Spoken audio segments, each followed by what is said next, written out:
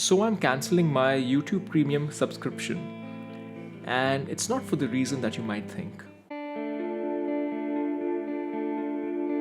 Hi everyone, welcome back to the Ministry of Guitar. I'm Utkarsh, coming to you from Singapore. Again, this is not a guitar specific topic. It is on this strange world of online video that we inhabit, but I think it's important to talk about. So YouTube recently announced a price increase for premium. You may think that this is the reason that I'm canceling it, but it really is not. The reason is a little bit deeper than that, much deeper than that. So, and the thing that I want to begin with is that I'm not against companies pricing in general, because that's kind of how the economy works, right? If you know how a company, if material costs go up, if wage expectations go up because people need higher salaries because of inflation, etc. Ultimately, products that companies sell or services that companies sell, they have to go up in price. So I'm not against pricing at all. So don't take it as a critique of pricing in general. But I do want to get into this particular case of YouTube Premium and why I think what's happening right now is symptomatic of something which is much more problematic than just pricing, which is a fairly normal thing for price increases, which is a fairly normal thing for companies to do. So I have the message open in front of me.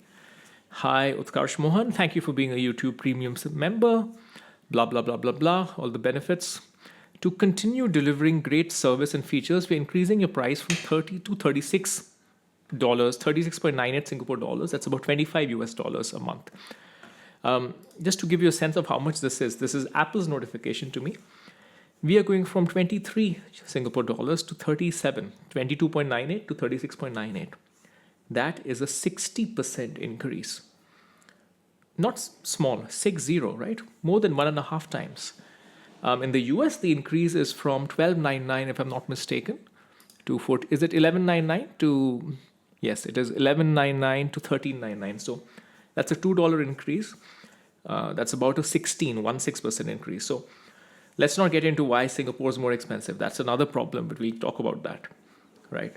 So if they are saying that, hey, we need to maintain or to continue providing you great service and features, we need to do a 60% price increase.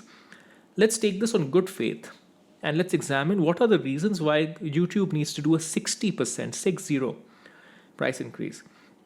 Have YouTube's wages that they're paying to their employees gone up by 60%? No. I mean, there has been inflation all over the world, but salaries have not gotten up by 60%. Right? Even if you have high single-digit inflation, and inflation is way lower than that. And in fact, inflation in Singapore specifically is much lower than inflation in the US. It's nowhere near those numbers. If you're talking inflation, you'd be talking low single digits. So inflation of wages is not really the reason.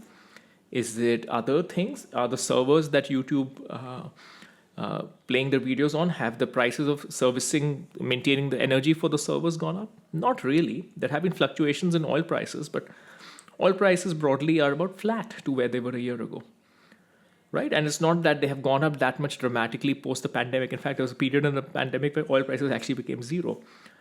It's not like energy costs have gone up that much. This is not goods that they are sending across where you have got increases in freights, increases in cost of shipping, etc.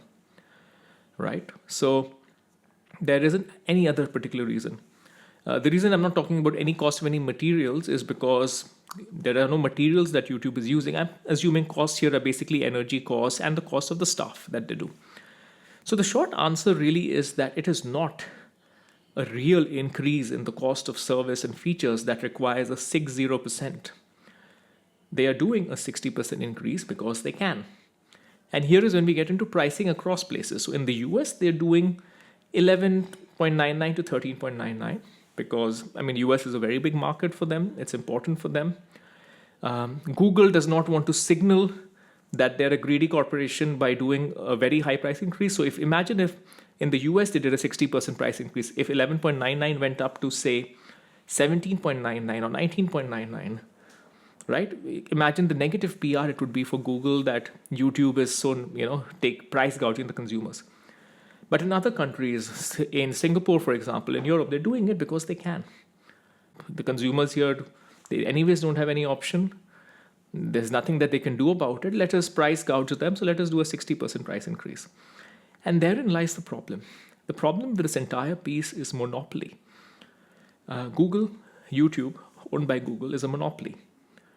There are many reasons why it went so. It is also the nature of the industry that allowed an early entrant, an early incumbent like YouTube to become the massive powerhouse that it is. And when you have monopoly, it's inherently problematic because that allows for domination, that allows for what I would consider relatively unethical practices. Others would say it's pricing power. If you were to talk to somebody from a corporate perspective, they would say this is pricing power. YouTube has the pricing power to do a 60% price increase in Singapore because consumers will accept it. But the way I look at it is, it's a free market. You may think that you have the pricing power. It is also within my perfect rights as a consumer to reject your so-called pricing power and say that no, I do not accept a 60% price increase. 16% like you're doing in the US makes sense perhaps. I would say it's okay because it is kind of in line with inflation over a few years. That too, it's just a bit high, but I can see you there. But when you're flexing your muscles to just do crazy price increases without any real basis and and enveloping it in corporate speak that we want to continue serving you great features and all of that, I don't accept it as a consumer. So whether the extra $22 to $36, the extra $14 a month is consequential to me, that's not really the point here. The point here is that I refuse to endorse or play along in your ability to leverage a monopoly to exploit consumers because they don't have another option. Simple as that. And that's why I am not renewing my YouTube Premium membership. I do think it's a great thing to have. It's good to be away from the barrage of ads. But honestly, my point of view on this entire thing is if your barrage of ads becomes again too exploitative of the eventual service you're providing me, I would again vote with my right hand, I guess, the clicking or swiping and do something else. So my point of view on this beyond just what they're doing in Singapore is that I think it is about time that this entire piece, and of course there's a lot of stuff going on. We don't need to get into the details of what's going on Google, but I think it's important for monopolies to, be correctly moderated and to avoid having significant monopoly power in any particular industry. Standard Oil is a great example of this, that, back in the 19th century, Standard Oil was so massive, it was the biggest corporation in the US, and ultimately it was broken up into 39 other companies. The descendants are still alive today, like ExxonMobil, for example. So something like that perhaps needs to be the case with YouTube. I've already made the case on what's been happening, particularly with creators and small YouTubers. There's another video on my channel that you can check out on this particular topic. And that also is stemming from monopoly. In general, monopoly is not a good thing. Monopolistic power, monopolistic exploitation is a terrible thing. And that's kind of whether YouTube likes it or not, whether Google likes it or not, that's something that needs to be addressed.